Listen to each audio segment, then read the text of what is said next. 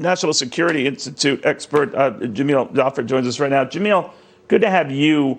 The president is also saying today, we understand that he's given his military commanders free rein to track down whatever they need of these ISIS-K elements, presumably these elements behind the attack yesterday.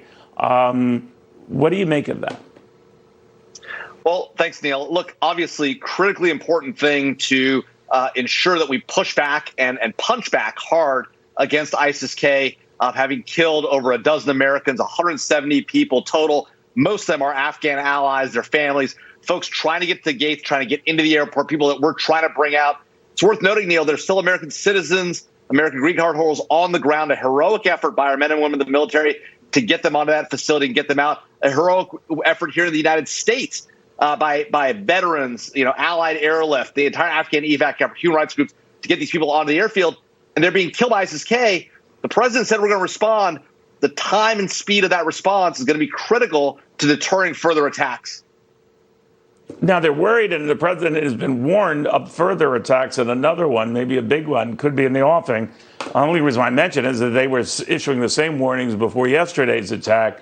Obviously, intelligence is such, they keep pounding it. Is it your understanding that such an attack is conceivable?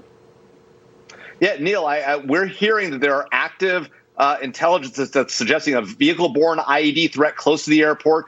The Taliban, of course, control the checkpoints. So if a vehicle's getting in, you got to ask, how is it getting in past those Taliban checkpoints, right? So clearly some very serious concerns. And of course, we're sending people to, we, the government, U.S. government, sending people to the gates, other places in the facility to get them in. Right. That's obviously a huge concern for our American citizens, our green card holders, and our Afghan allies. ISIS-K, this group that apparently even the Taliban doesn't like, pointed the finger at them for this attack. What are we to make of them?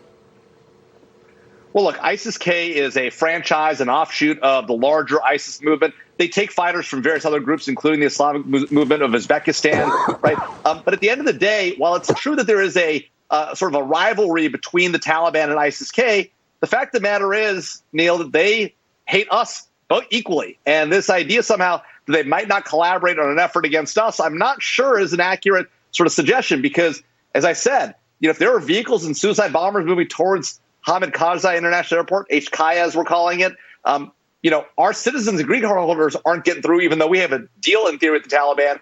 How are these suicide bombers and vehicle-borne IEDs getting to the airport? That's got to involve some coordination with the Taliban. And remember, the Haqqani network, which is another brutal terrorist organization, is in league providing security for the Taliban there in Kabul. And so, it's a morass of bad people. It's really unbelievable. Yeah, whatever their enemies, they have a common enemy, and I think that's us. And when they default, they generally default to that. Jamil Jaffer, thank you very much. Very good seeing you. Some scary stuff there.